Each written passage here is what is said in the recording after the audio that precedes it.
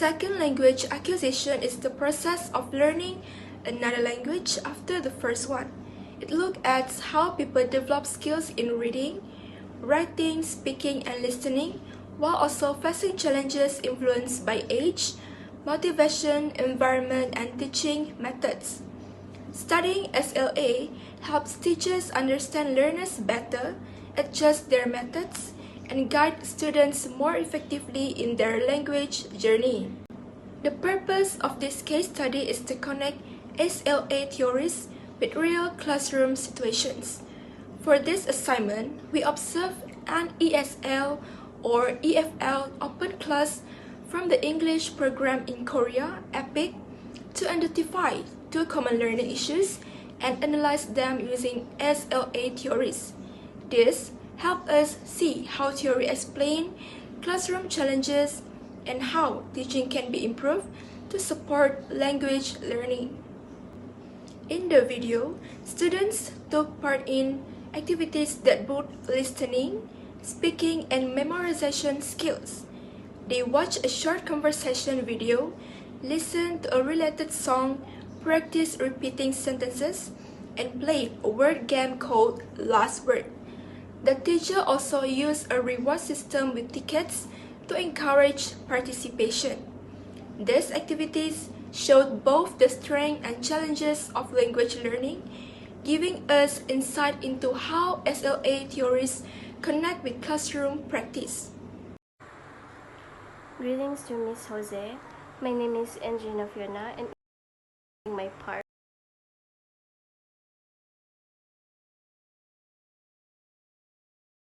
physical actions. From the video, one of the main issues I observed is that it was the problem of overcrowding in the classroom. With too many students in one sitting, the teachers struggled to manage behavior and keep everyone focused. At times, they have to clap their hands to get the learner's attention or the student's attention. This worked as an immediate signal, but it also showed how classroom management takes priority over language learning in such environments.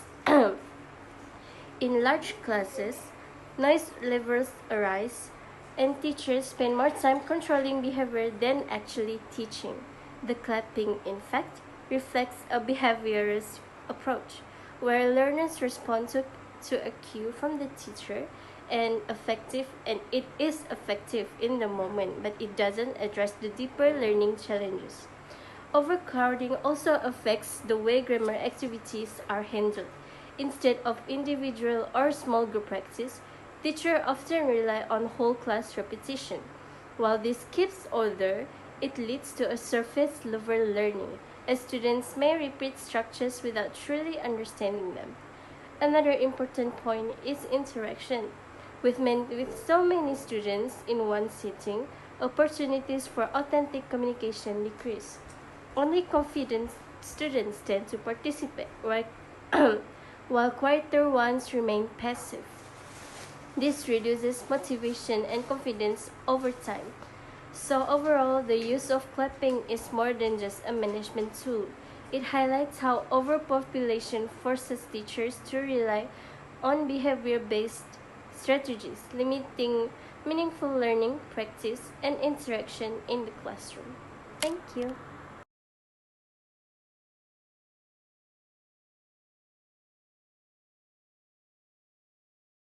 My name is Nuisha binti Anwar and I'm the one who will be presenting for this part. So as we all know, many students who learn English as a second language actually know some common words, but their vocabulary is quite restricted. And this makes it difficult for them to fully understand text or express themselves more fluently. For example, when they come across new or unfamiliar words in a reading passage, they tend to rely heavily on translating text words by words. And because of that, they only understand the surface meaning and miss the deeper ideas or idiomatic expressions that native speaker use naturally. So we can actually see this clearly in the observe video where the teachers was reading a passage aloud while the students follow along. Even though this activity exposes students to new words, it is also show how dependent they still are on teachers' guidance. And they can repeat the words correctly, but they struggle to apply them in new situations or use them in their own sentences. This problem is not just about the numbers of words they know, because it's also about how they use them. For example, a student might know the words big, but they might not know its synonyms like huge, enormous, or massive. Because of that, their speech and writing tend to sound repetitive and less expressive. And besides that, many learners also get confused with words form. They might understand the noun form of words but not know how to use its verb or adjective forms. This makes it to harder for them to build more complex sentence accurately. From a social and emotional point of view, this issue can also affect learners' confidence. When students don't have enough words to express their thoughts, they often become quiet and hesitate to participate in class discussions. Over time, this silence can lead to even fewer opportunity to practice and expand their vocabulary. So, in conclusions, limited vocabulary doesn't only affect comprehensions, it also influences how confident students feel, how actively they participate, and how motivated they are to keep learning English. Without proper support, this can become a serious barrier to mastering the language. And that's all for me. Thank you for listening.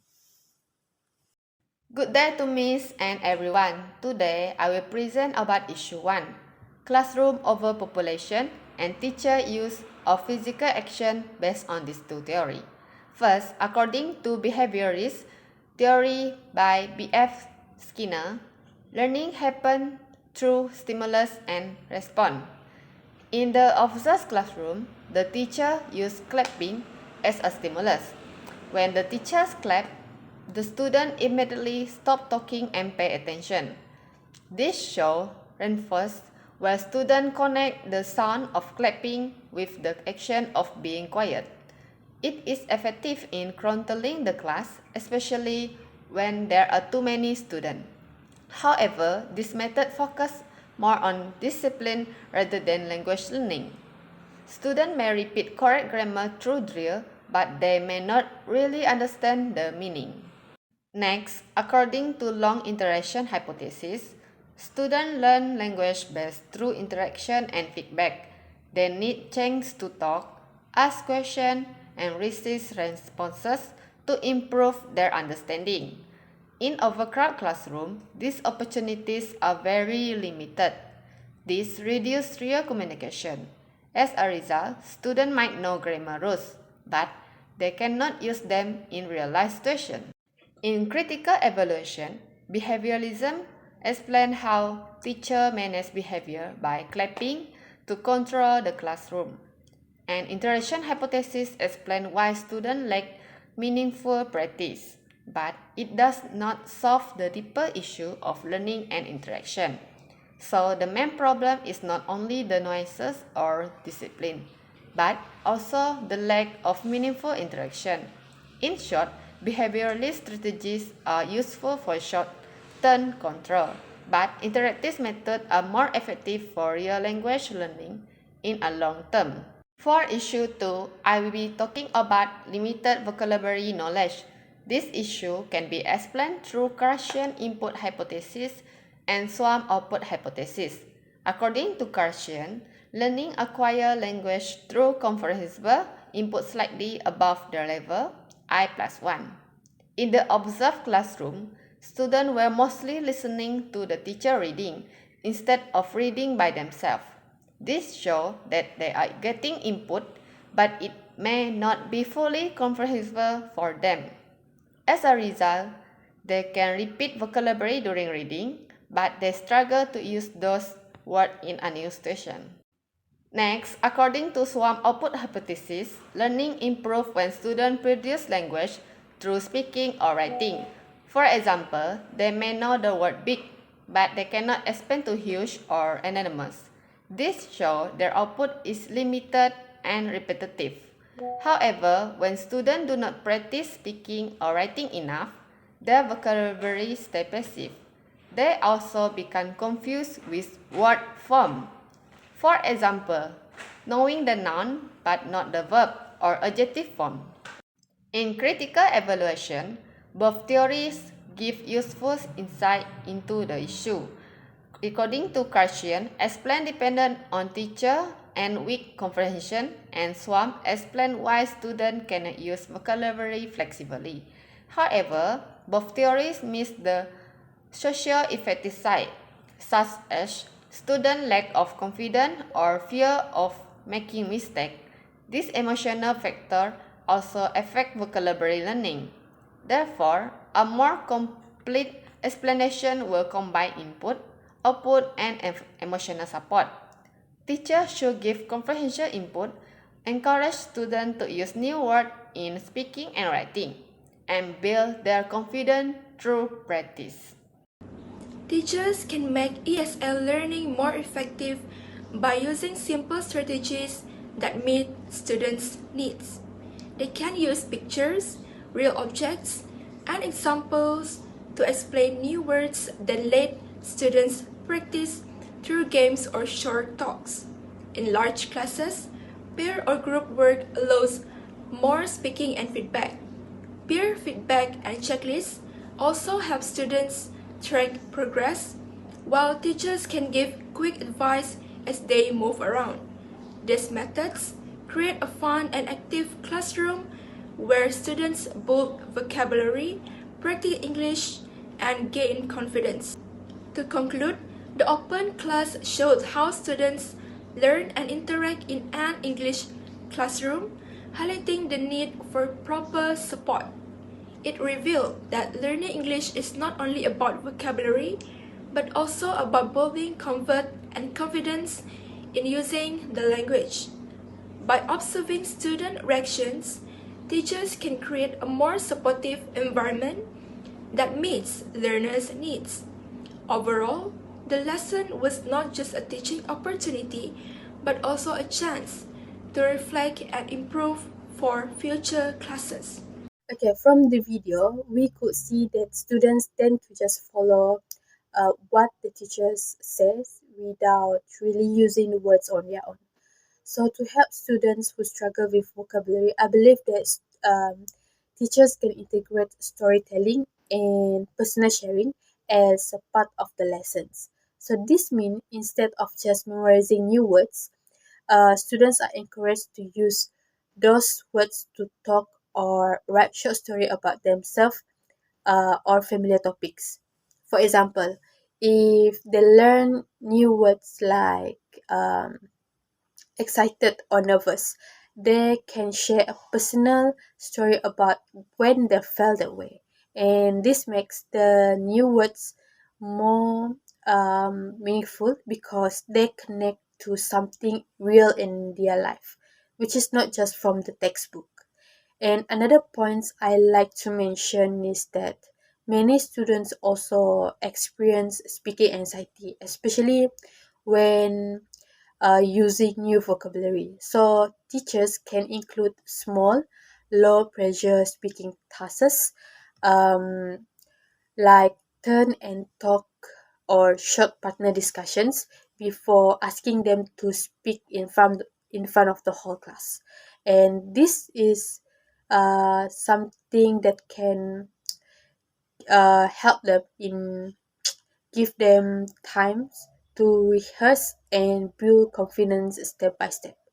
Overall, by combining storytelling and personal sharing with small speaking opportunities, teachers can create a more positive and supportive classroom atmosphere. And students not only improve their vocabulary but also feel more confidence and motivated to use English in real life communications. And that's all for me. Thank you for listening.